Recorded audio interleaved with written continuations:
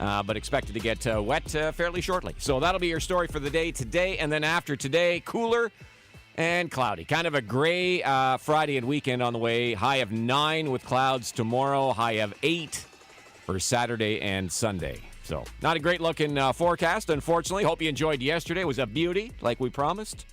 And as you wake up this morning, we are sitting at a balmy 11 degrees. And as we say good morning and hello to Sean Simpson. How are you this morning, Simmer? Top shelf, JR. Ready for the ice hockey match tonight. And, hey, forecast after today. Not too bad. Not the warmest, but a little bit of sunshine. As you said yesterday, just absolutely gorgeous. Oh, I promised not. Don't put words in my mouth. I promised no sunshine in the forecast. Oh, I know. The sunshine was yesterday. Oh, I know. But after today, at least from what I'm using, I'm thinking Friday, Saturday, Sunday, a little on the cool side, a little fall action, but nothing bad. Okay, all right. Well, okay, so bad being measured in, like, snow. Well, no, but I mean, I'll take a little cool sunny day here. I don't have a problem with that. As Hammer and I have discussed privately, neither of us like the days that are cold, rainy, and the leaves are falling. Okay, all right. My weather app, by the way, does have some sun in the forecast for tomorrow, but the Environment Canada forecast does not. There we go. All right. Anyway, we'll keep our fingers crossed. Maybe things will be better than expected. Yeah, a lot of people excited. Yes, for the, as you call them, the ice hockey match going on tonight. Be interesting to see whether Brady Tkachuk's return, Erik Karlsson playing here, not for the first time, but still, of course, the former captain of the team, whether that gets a few more bums in the seats for the game tonight. It'll be interesting to see that. Yeah, you would think. I mean, hey, if you're trying to measure this from an ownership perspective, this was a big deal. Excitement, you'd like to think there's a real bump there, excitement to go and watch him live. And, yeah, Matt Murray back in the net, kind of a full lineup, I guess, basically, Jared, from when you kind of look at it. White and Watson, but overall, top 9 is shaping up nicely. And, San Jose also coming in and playing some surprisingly good hockey. Yes, very early days. Yeah. Very early. Can I just say, by the way, it's not a midweek and it's not a Friday. Can I throw a faux Friday mouchoir? Yeah, I hate the way the schedule works now, where you got 11,000 games one night and then the next night there's 2 games. Like last night there were 2 games. The last night is supposed to be a national night for the other guys. Usually they showcase a Canadian team. And with all due respect to the Flyers and the Bruins, 2 teams with they'd have a decent-sized fan base in this country. Not exactly must-watch television, I don't think. I'd like to have some options. So I'd like to throw a midweek's full Friday mouchoir at the NHL schedule maker. Mouchoir. I just don't like it. That's all. Yeah, and also would surprise, because we were kind of cruising around last night, and certainly Raptors was destination TV, at least to see the opener. I don't know, expectations, and not a great game. Not a good game. As a mismatch of Wizards players and one of the worst sports franchises of all time. But anyways, from a hockey perspective, Jared, I would think, hey, if football's got Monday, they got Thursday, they got Sunday, they got everything else when you're talking about sports, I would think that a Wednesday night for the National Hockey League would be kind of prime time right now. Exactly. Right? Exactly. And you would think less is, or more is, I guess more is more as opposed to less is more. So I'm trying to make sense of what I'm about to say. Yeah, and I ended up watching out of my word hole. Early bowl predictions I'm making because I watched that, and the Bruins actually looked really good. A little bit of luck there. Mr. Swayman, I know he's a good young goaltender. I'll be shocked, because you look at this, and I don't know Ullmark well enough, but Tuukka Rask, when healthy, is still one of the best goaltenders in the National Hockey League, JR. Be shocked if he's not back in Boston when he's healthy. Mr. Swayman heads down to the AHL, and they have to look at this division. Pretty good chance they're going to end up finishing 4th, and they'll be in the playoff mix and say, hey, throw Rask in the net, maybe do something at the deadline, and I'll take our chances against Florida, against Tampa, or against Toronto come playoff time. A lot of rumor that Jack Eichel may be a little bit beyond what the Bruins can muster as far as a return goes for what Buffalo expects, but maybe Tomas Hertl, heard his name, the San Jose Shark, who may be on the move. He's a unrestricted free agent at the end of this year, and in all likelihood, San Jose should be. If they're not, they should be in a retool. They'll probably end up trading him so that he may be destination Boston. That's interesting. Heard that out there. Do you think just as a rental, JR, or trying to extend him out? Second line center for sure, right? They could certainly use somebody. Yeah, if you're doing that, I mean, from a Boston perspective, I don't know much about their futures other than picks that are involved. And I guess what would you, from their lineup, what would you look at? A spare part, a Jake DeBrusk? To go the other way? Yeah. I think it's got to be all futures, right? Yeah, Picks. I guess. And, they have, I was reading last night, they drafted a kid in the second round. who apparently is exceeding all expectations. U.S. college kid. Don't remember his name right now off the top of my head. So the Bruins, I don't know their prospect pipeline that well. I don't know that it's teaming with the good guys. But, I mean, you got to look at it, right? Bergeron's 35. Marchand's 33. Those are the two engines of the team right now, along with Pasternak and McAvoy. They're sort of the next wave. You want to try and push it over the top one more time? All those guys, you still have a chance, right? You got to roll the dice. Well, very much the Pittsburgh mode. There's no doubt. And that's why I say they'll bring Rass back because, you look at that. And I think also for Don Sweeney, the mandate in Boston is that. And I'm sure he wants to, as a general manager, end up winning a Stanley Cup as Bruce Cassidy's a head coach. So, no, totally agree with you. Yeah. You got a little phase here. And no matter how well you draft, what are the chances you're ever going to recreate another top line like that, right? I mean, you could draft for the next 100 years and not bring in the quality of a Pasternak, Marchand, and Bergeron. I mean, we're talking certainly three of the top 25 players in the National Hockey League. Hard to think that the Boston Bruins drafted Patrice Bergeron in the second round of the draft, and he played as an 18-year-old. Yeah. Like, how many times has that happened in the modern draft era? Where a guy was drafted not in the first round, not even like top 10, not in the first round, second round, and played in the NHL as an 18-year-old. I was going to say the 18-year-old, I'm sure there were older players, JR, but not a chance. I mean, as an 18, I remember going to the training camp. Like how many teams passed on this guy? It's incredible. By my calculation, at the a time lot. there were All of them. Yeah, exactly. Stupid question. But you're right though, and I remember watching them in the preseason that year, and he had come in and he had looked so good, but you also said to yourself, "Come on, this isn't the case." And I don't know if that was the summer or into it. But Marty Lapointe, of course, got the big 5x5 contract, was a terrible player, took old Bergie under his wing. I think Patrice Bergeron lived at his house in Boston, and it was interesting to adapt. And I hate when everybody compares everyone, because Colin White was going to be the next Patrice Bergeron. But when you look at the early maturity, although a couple is almost 3 years older, is Shane Pinto, that was the part when you watch Bergeron at the time, JR, that was so surprising, is that physically his strength was very good. I also think early on he had a bit of a concussion issue that, hey, you kind of wondered where it's going, but he really adapted very quickly. And would you put him in the Hall of Fame?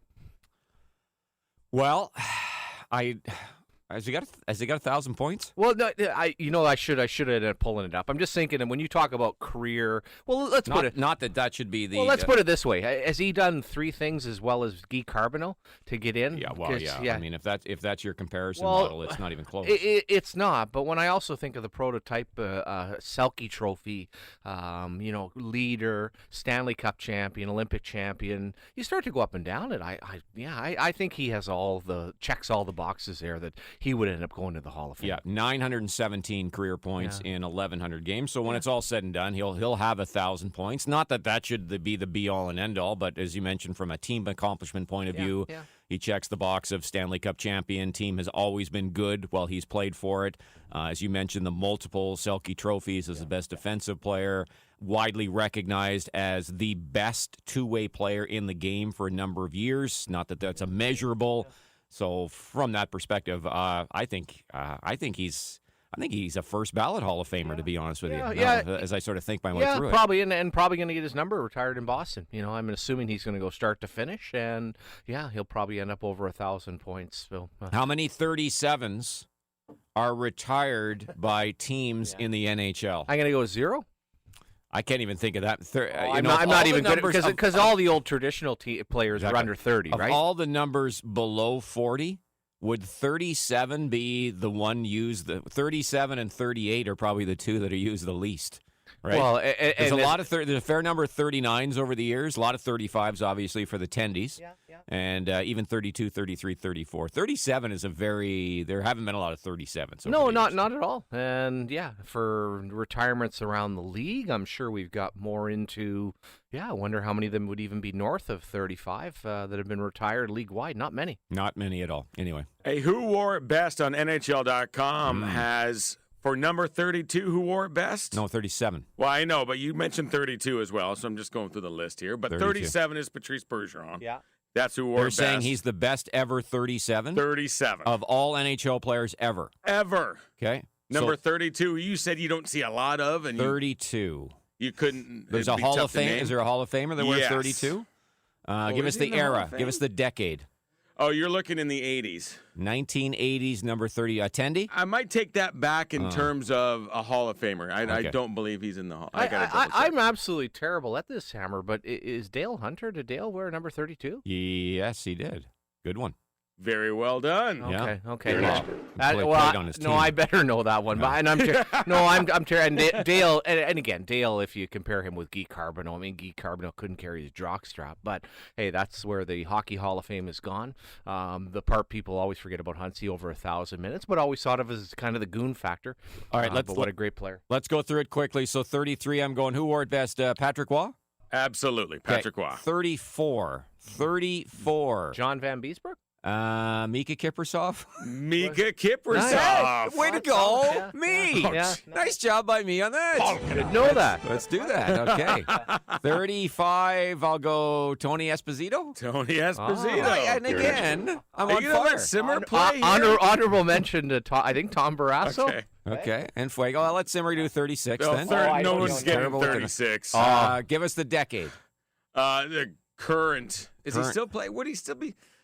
So we're talking in the 2000s. Exactly. Long career? Yeah. Multiple teams. Yes. East Conference, West Conference, mostly. I would.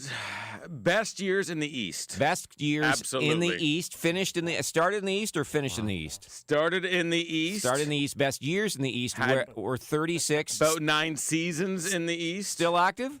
That's what I'm not too sure of. Oh, okay. So fading Well, poorly. Give us a team, Hammer, because I'm not even feeling it. I'll give you the last team that he played for, All which right. is the Minnesota Wild. Minnesota Wild. And he could still be playing right now. I bet you he is. 36. Oh, it ends up being Parisi? No. No, he didn't wear 36. He finished with Minnesota. Yeah, I'll give you the big years now in the Okay, East. yeah. Okay. Marty Havlet? No. Big years in the East Yeah. with the New York Rangers. New York Rangers. Zuccarello? Zuccarello. He's the best ever 36. He is. I Wow. told you that was a tough one. Who's deciding this, Hammer? It's just NHL.com. Okay. panel, Okay, so I would think. and this is an honest to God's truth. Oh, I thought When of you said Zuccarello. Minnesota, I thought of Zuccarello, but I didn't say it because anyway. All right, 37 is playing. Bergeron, so we got a 38 and a 39, then we'll finish this poor exercise. yeah. So 38. Yeah. Current player? No. No, retired. Hall of Famer? You don't know. No, not a Hall Not of a Famer. Hall of Famer. So you'd go, ooh, not even that great. Like a No. Zuccarello type? Uh, All right, give us 39's Hasek. well, let's not jump ahead here. I know, but I don't want to even get. I know want to yet. get. I want to get one. Has a little So- tie-in with the Sens. 38 is? Yes, Pavel 38. Dimitra. Yes. Nice Pavel way to. Dimitra. Whoa! Yes! Nice job! Me! Woo! I'm on fire for Thursday. I got 39. 30, yes. Yes, Simmer. Woo! Go, baby. All right, there you go. That was a fun little exercise. That is Got everybody's actually, brains eh? going on a Thursday morning at 6:22. That's kind of cool, Hammer. I'll have to So save this website, this little article of who wore it best. Okay. Who Who do they have for 69? It looks like it's. Hang on. There's only about 3. So there's a Mel Engelhart. There's the Desjardins guy from San Jose. Mel Engelstead or Engelhart? Or Engelstead. What did I say? Engelhart? We Whatever it is. had the masher. Okay. Yeah. All right. He wore 69. That somebody I think it was Desjardins that played in San Jose. Okay. Was there another one? I'd have this column. It looks like they did it in some pieces. So this one stops at 44. Oh, okay. So I'd have to go and Sheldon continue Surrey. on. Okay. Anyway. Chris there we Pronger. Oh, yeah. 6:23. Close. Pretty close. All right, we'll take a break. More on the Sens. Game day as they're taking on the Sharks tonight. Much more on that game coming up. Lots of reaction as well as we head toward what should be a very, very interesting game tonight. But when we come back, baseball playoffs. Couple of playoff blowouts, unfortunately, last night. We got 2 teams, though, on the verge of a trip to the World Series. We'll come back. We'll talk about all that. Set up Week 7 of the NFL, which kicks off tonight. Get a reminder, get your picks in for our football pick'em pool. Get those done and in. Lots of winning for you this morning, including a pair of tickets to see Sens Rangers coming up Saturday. 100 level seats up for grabs. We'll have that for you. Our $1,000 minute, our King of the Grill contest. Somebody qualifies there for that beauty Traeger grill, courtesy of Capital Barbecue. So we got a busy Thursday. We're glad you're with us right here on Sports Radio, TSN 1200. All right, welcome back. 629 on text it to 1200. Unsigned writes, did Mike Fisher play as an 18-year-old? Had to look that up. Of course, Mike Fisher, second-round pick, actually went back and played in Sudbury, and then came and played for the Sens as a 19-year-old. So a no to that one. Noah spit out his coffee listening to you randomly put out name Simmer, saying you're absolutely accurate in saying that you're not strong with the numbers. Oh, no, terrible, Yeah. terrible. First report card, left and right, and numbers not strong. 37 Challenger, perhaps one day. Connor Hellebuck, writes somebody. Yeah, there's a good 37. Yeah. Good 10-day. Some consider that maybe the best in the NHL. Got to do it when the chips are down, right? Got to do it in the playoffs. Should know this. I think my good friend Ole Kolzig wore 37 and is he did. retired. Yeah. God, I jump right to 44 and like 55s, guys. Anything beyond that, and not very good with it. I think you even asked me one day. I'm supposed to be a Montreal Canadiens fan. Couldn't even remember the numbers of some of their best players of all time. Now, I also downstairs, a couple of things, JR. I made a bit of a mistake there. I know everybody in this industry and in life is very temperamental about age. So I was doing the sports hit with L. Rob this morning. I was just kind of joking around. L. Rob? Well, that's his nickname. No, it is. That's what he told me. So no, I didn't make this up. So It's a self-glossed nickname, though? No, I don't know. JR is not happy with that. Okay. Anyways, he said to me about, he won't see Sean Simpson on the ice tonight. And I joked. I said, not many people know that L. Rob was an assistant coach with the Habs in the 70s. And then I realized, well, that's not. So you're essentially calling Leslie Roberts a 75-year-old, which is not a bad thing. We're not ageist here. But it took me back, and this is actually a pretty cool story, JR. When I was in Jamaica a couple of years ago, I'm in the water, I'm talking to a fella, and a couple of guys are fairly high, and they're in their 60s. They're having a blast. I'm like, these guys seem like pretty good guys. So we go over and start chatting to them. The fella's from Long Island, and he's a famous astronaut, part of the space program with the U.S. And I said, oh, my God. I said, were you part of the Apollo space program? He was howling, and I had my phone, as typical as you could expect. I looked it up. He was part of the Challenger program and part of the space shuttle. Yes, and he actually was telling the truth. So, anyways, that's so where Tom Hanks never played him in the movies. Oh no, and him and his buddy just started howling. So, anyways, I got to do a little backtracking with L. Rob tomorrow. Okay, all right. Apologies are in order. Yeah, apparently. Yeah, exactly. Yeah. All right. Somebody says it's raining in Nepean. All right. So thank you for the update on that one. If Carbonneau is in, Bergeron's definitely a first ballot Hall of Famer. That comes from Mike. And you know what? It is really sad, JR. When you honestly start to go through it, that low point, and I know Bob Gainey at the time, because I think Tikhonov said he was the best player of all time. It is really sad when you've entered that point, right, of the justification of the Clark Gillies and Barry Peterson, and you look through, and it just, for me, was hard as some of these players started coming through. It was players that I had watched and scouted, and you just realize, come on, man, if you watched them, and maybe they have points, maybe they have stats, a whole lot of PR, a whole lot of whatever behind politics. Yeah, just kind of sad to see the standards that low. And, sad how people perceive somebody like a Dale Hunter, who was such a great hockey player. Mm-hmm. Okay, somebody else, we won't debate this one, but do you guys think that Phil Kessel is a Hall of Famer? No. Well, I'll say no, JR. He's going to fit into he's going to go into a Pierre Turgeon category, the right? Hall of Very Good? Well, very good, right? You know what I mean? And hey, nothing wrong with Phil Kessel. Very incredible. First of all, the durability kind of makes it a bit comical. Playoff ability, but no, not a chance of Phil Kessel. But hey, it's also very interesting. I would have never said, never ever, that Phil Housley would go into the Hall of Fame, JR, because he was such a one-dimensional player. But as time went on and the stats moved up, what is Phil Kessel out at points? So, I mean, realistically, like to me now, for a Phil Kessel type, you would have to easily be a point-in-game player to have any argument or any chance. Anything beyond that, forget it. Yeah. Phil Kessel is sitting at 907 career points in 1,125 games. Yeah. His games played and points is almost the exact same as Patrice Bergeron. Yeah. So there you go, going through that. Of course, he's a more dynamic goal scorer and did have an excellent playoff. He very easily, the 1 year Pittsburgh won, could have won the Conn Smythe. Absolutely. He was excellent that year. Very Crosby much. ends up getting it. I mean, it would not shock me if he got in one day. Time with the Leafs is always a good thing. Time played, two-time Stanley Cup champion with Pittsburgh. I doubt it will happen, but I'm never surprised I don't. by the Hockey Hall of Fame. No, it isn't. But you also, and I had a joke about Newport Sports and people pulling for you, JR. I just can't imagine a lot of people, and not that they hate him, but I don't think he's the type that everyone will be going bat for. Like, USA Hockey, we got to get Phil in, and, his time in Toronto kind of up and down. So, hey, very good player, but wouldn't put him in that category. Okay, so a couple of guys have texted in, or girls have texted in. There is one other very, very good NHL player who was drafted in the second round and stepped right into the NHL as a regular. Okay, so I'll give you some hinties. Okay. Still active. Ooh, wow, okay. Won a Conn Smythe Trophy.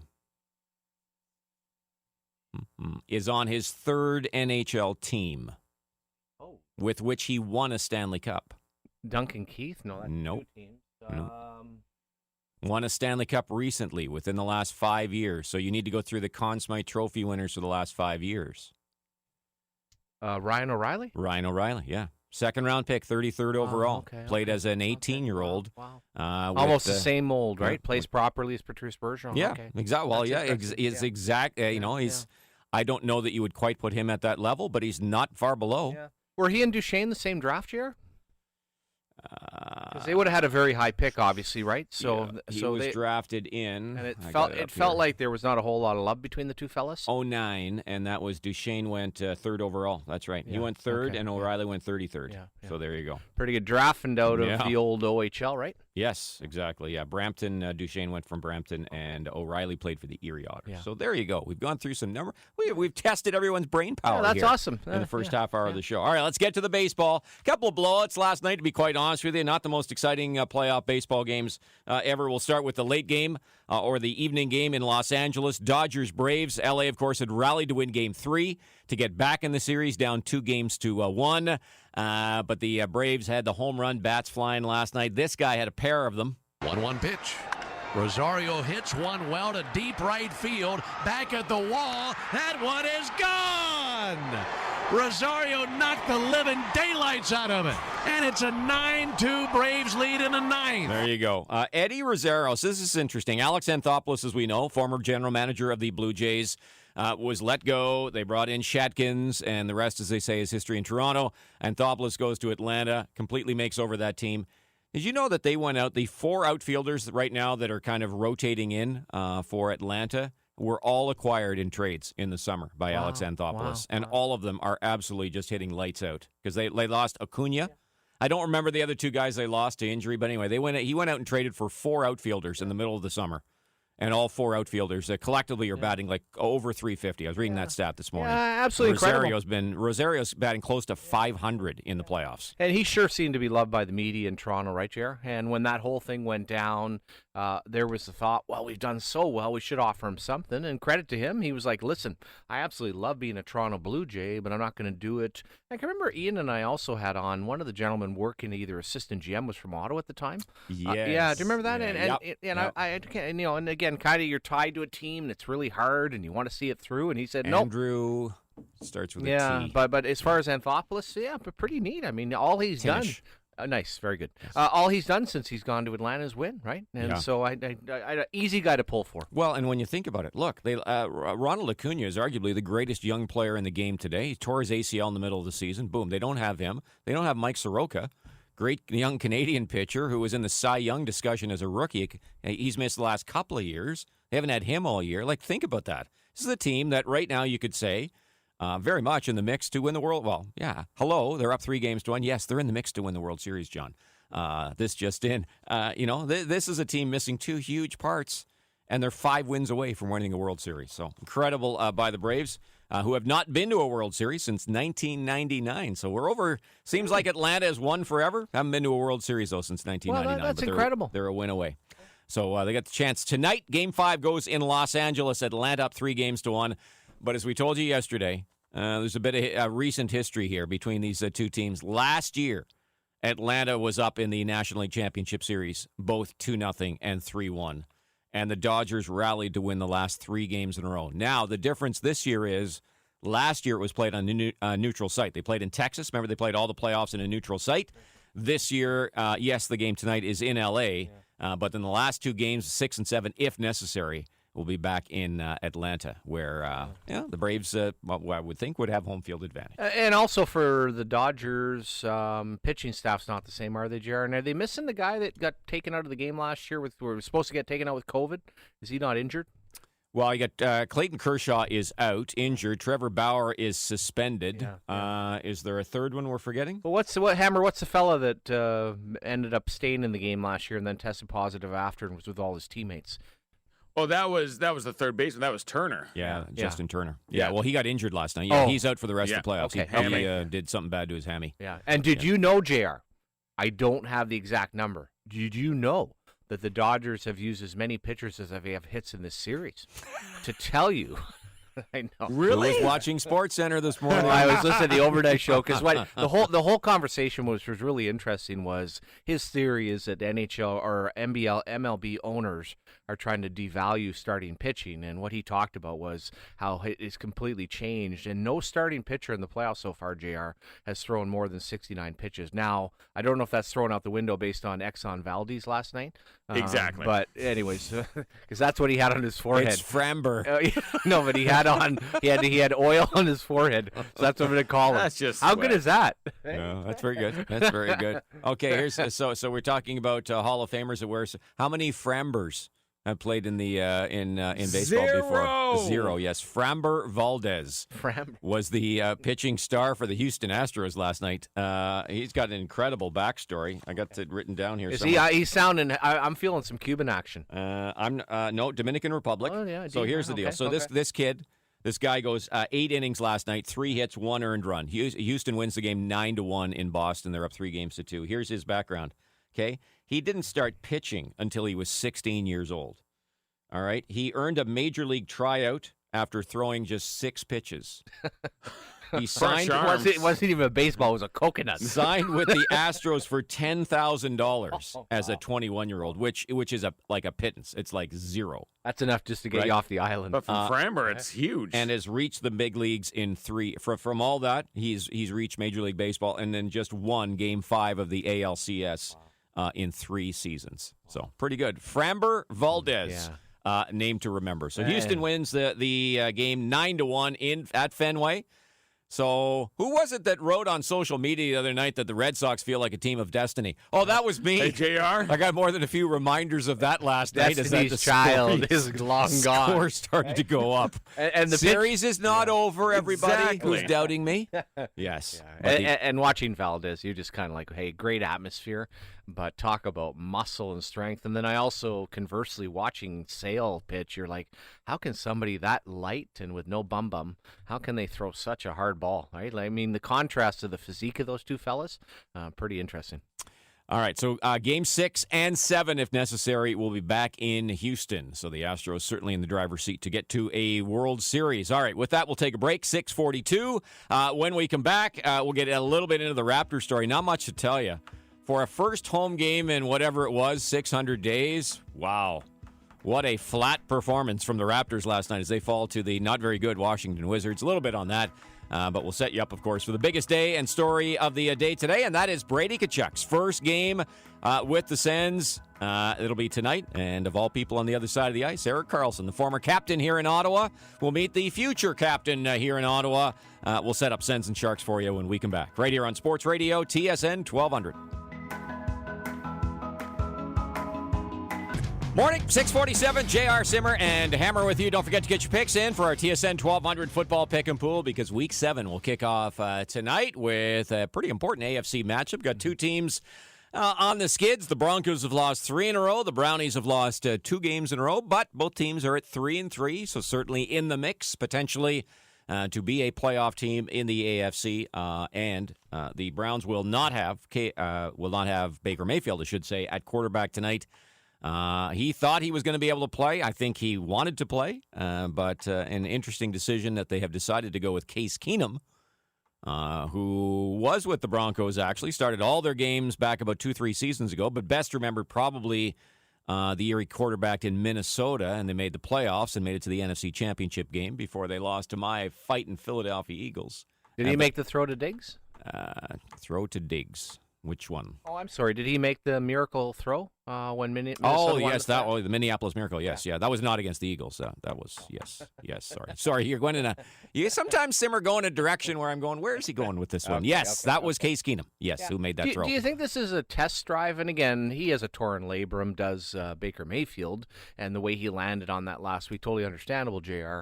But would you kind of look at this right now and say, well, they've got a real decision to make on whether or not to give him the big contract, right? Meaning Baker Mayfield. Yes, yeah. Well, he's in year 4, and again with first rounders, you have a 5th-year option that the team can pick up. Most, if you're a for sure, they pick it up after the 3rd season, and they sign you to a long-term deal. The Browns have not done that, so that very much says that they're, well, at least when they didn't do it last offseason, says we're not quite sure.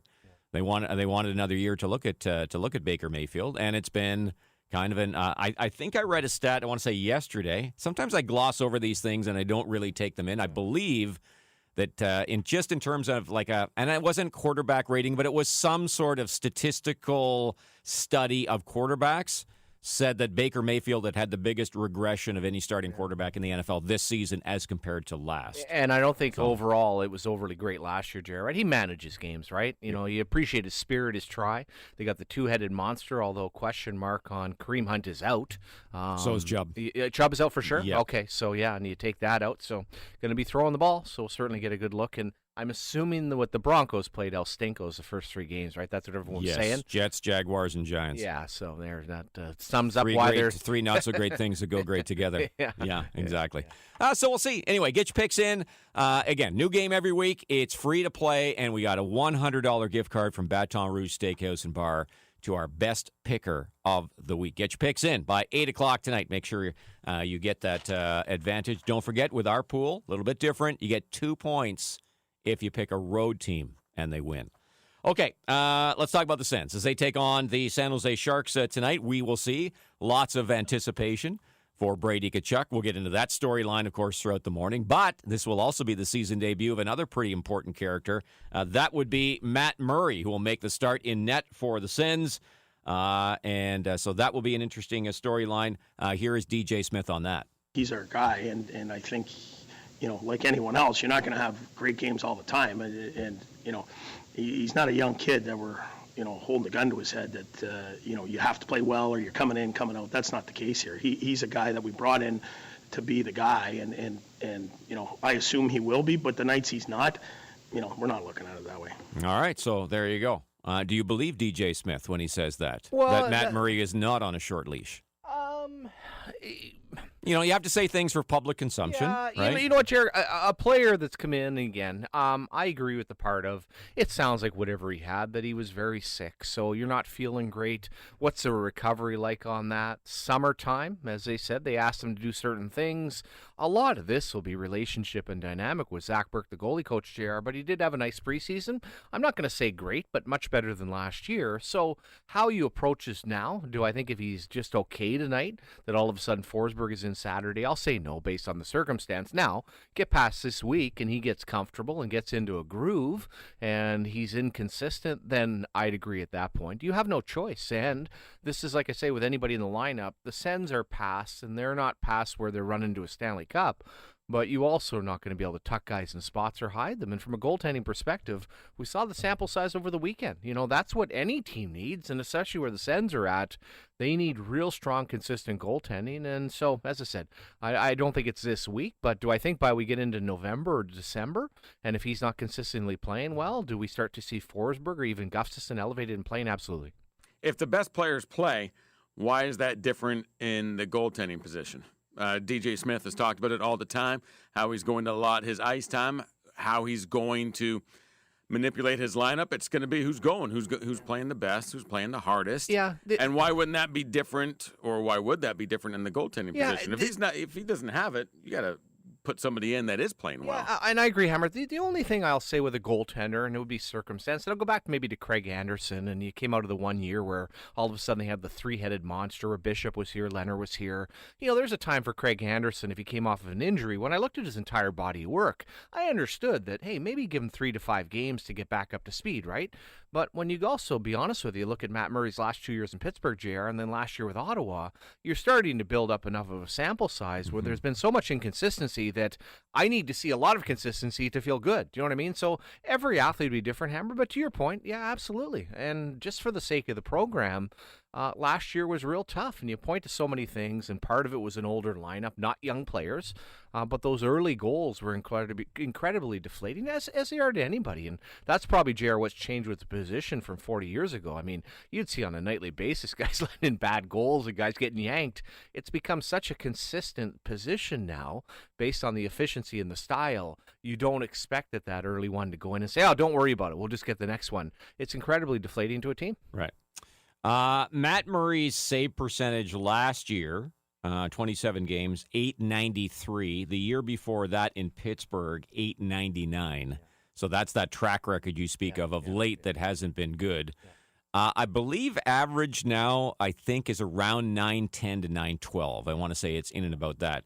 Does Matt Murray have to be at least at 910, 912 for you to warrant being the number one goalie in Ottawa? Absolutely, He has JR. to be at least league average, in other words. Oh, absolutely. And at $7 million for the next 3 years, totally needs to be that. Now, I also recognize the defensive core of the team is not incredibly strong, JR, so let's see what the danger shots and look at some of the analytics. But overall, from what I saw of Forsberg, what I saw of Gustafsson, very much a work in progress, but absolutely has to be at a minimum 910 for what is allocated and for the pedigree that he brings to the table. Now, I know that DJ Smith is a big fan of the new goalie coach, or relatively new, Zach Burke. And so I think that Zach Burke, it seems like he and Matt Murray have developed pretty good relationships. Matt Murray spent the entire summer in Ottawa, or large portions of it, when he wasn't at his cottage in Halliburton. Spent a lot of time here. We've been well documented. He put on 12 pounds. He's got, I think he's got some new equipment. Zach Burke has refined his technique yet again. I'm on more of I'm on a wait and see. I'm not super long leash, but I'm also not just giving him one game. I'm understanding that him stepping in tonight. If he's even reasonable tonight, maybe they lose. Let's say 4-1 or something like that. But he's at least competent. I want to roll. I want to give him some games. He's supposed to be my number one guy. He's getting paid like a number one guy. I'm not just going to pull him after one game. I need to give him some games. Well, and even more so, JR, as I said, I understand the dynamic with the goalie coach. You're trying to build something, and he's come off of an illness enough of where he couldn't play. So when you feel like that, and you've kind of hit a bit of a ground zero body-wise, now you're trying to build back up. Oh, absolutely. Thursday, Saturday, Monday, you've got a spacing, seeing how the next 3 games go. I would assume he plays all 3, and then let's regroup next Tuesday morning and have a little discussion. Yeah. Can you imagine we can all imagine a scenario. It's not that far-fetched. If they actually get better than average goaltending. Like when was that? It would be Craig Anderson. Craig Anderson, I'm just looking up his stats right now. Craig Anderson in his last 2 years in Ottawa was more kind of substandard. I mean, Craig Anderson is the best goalie in the history of the Ottawa Senators who's played here. To me, there's no doubt about that. But I mean, if we're being fair, it was not elite toward the end. Fair? Well, that's all fair, but also let's be realistic. What was in front of him? But Craig's skills now. I don't know what the heck he's done in Buffalo, but it's early, JR, for sure. His physical skills had deteriorated, hit more injury, and hey, overall, it was a pretty hot mess as far as the team itself. Okay, so here's statistically again, this is not a measurement of high danger attempts or refined analytics, just straight up save percentage. Craig Anderson in his last year here in Ottawa, which was 2019-2020.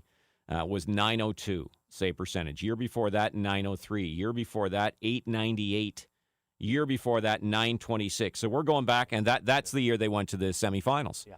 Okay, so we're talking since 2017. Yeah.